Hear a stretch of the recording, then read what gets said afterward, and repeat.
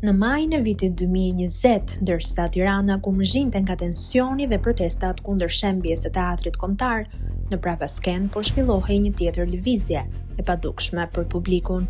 Një seri mesazhesh që sot janë bërë publike nga Gazeta Dita tregojnë për një komunikim të drejtpërdrejtë mes Belind Kolliçit, atëherë figurë aktive e opozitës dhe sot deputeti PD-s, dhe Arber Avramit, një vartës i ministres Belinda Balloku. Mesazhet datojnë në datat 19-21 maj 2020. Në to Kolliçi shfaqet i gatshëm për koordinim veprimesh.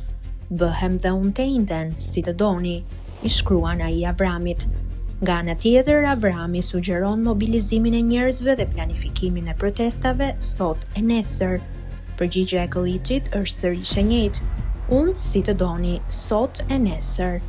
Vetëm pak orë më vonë, më 22 maj, Tirana do të përjetonte një nga protestat më të mëdha për mbrojtjen e teatrit kombëtar.